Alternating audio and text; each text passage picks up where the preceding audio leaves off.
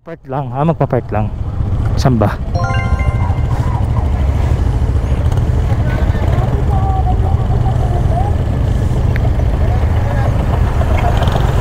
Oh, yan, para makasilong. Alright. Hi, thank you Lord. Oo, luto na ho kami, ready to serve. Ito na ang ating part 2. So, sasabak na natin sa Sapa. And first time din natin magmomotor dito sa ganitong senaryo. Hopefully okay naman. Welcome back sa ating episode 2 dito sa serye ng PG1. Sino ka sa puno muna? Alright.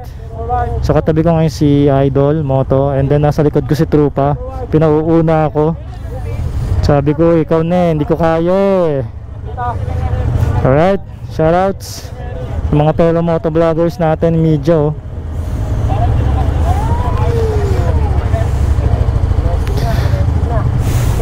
Tinesting na. Okay. So ito na mga brothers, first time. Mabagalan daw. Oh, so far so good. Mabagalan daw, may taga-guide naman tayo, thank you. So ayan naman, sinasabi naman nila kung ano yung mga dapat may mag-assist naman sa atin dito. Yeah! Medyo malalim na nga dito. So eto na yung level 2. Tapos na tayo sa level 1.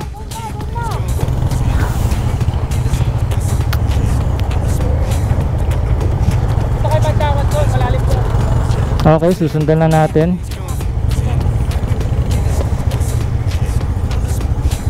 So mababasa talaga yung paa natin dito. Sure na sure. So first time natin mag-off-road mga brothers. Kaya sinurprise mo ako Ang ganda ng lugar nila.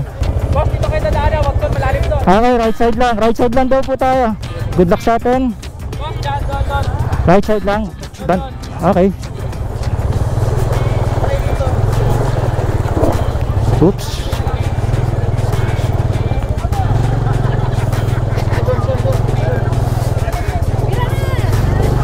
Ito na nga Teka, first time Kaya lang up ko pa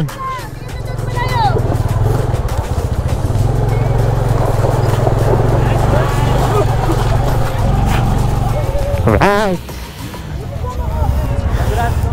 Congrats. Nasawsaw na kami, parang chicharon. Alright. Si Dekdek mga brothers, tonto sunod ko siya nauna sa akin si Idol. Ayan yung mga iba nating kasamahan mga brothers. Sayang hindi ko nakuhaan si Dekdek na tumatawid, nagpatay ako Ayan Ayan, ganun talaga mangyayari sa'yo. Alright.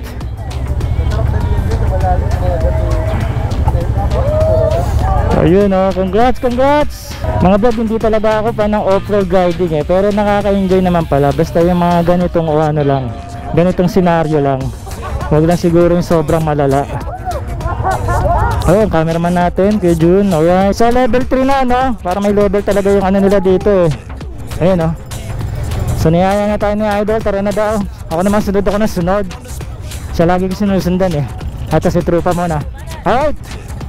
So ito na yung parang sigurong level 3 natin dito Pahirap siya ng pahirap. So ngayon naman tuyo naman ang daan. Pero mas steep ito. Mas matas. Mas ma-off-road siya. Yun na lang yung sasabihin. Mas malubak. Kaya tatayo ka talaga. Lalo na kung meron ka sakit sa likod, hindi ka pwede rito So ito na, nandito yung camp natin. Okay na. So parang okay na dito. Talagang binasalang nila yung mga sapatos namin. Right. Yan medyo nagagamay-gamay ko na siya sa off-road. Hindi na ako masyado natatakot. Yan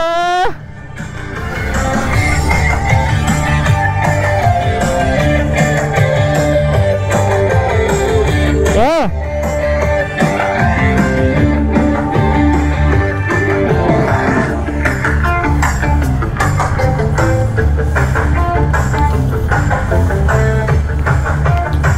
Okay, ito na pala yung finish line. Alright, then magkakaroon tayo dito ng mga activity mga brothers on the wheel. So ito na yung pinaka campsite. Dito na kami matutulog, dito na kami kakain. Dito yung mga magkakaroon kami rito ng mga off-road riding, padadaanin dun sa sa ilog. Alam ko yun yung mga activity, no? Dun sa tulay. Yeah, yun yung nakita ko dun sa email. Yeah, so nakaka-excite. I guess kakain muna siguro ng lunch ngayon. After kumain ng lunch, bira na tayo ulit. Alright? Ang saya pagka pinauuna ka ni tropa. Ang lumakas yung loob mo.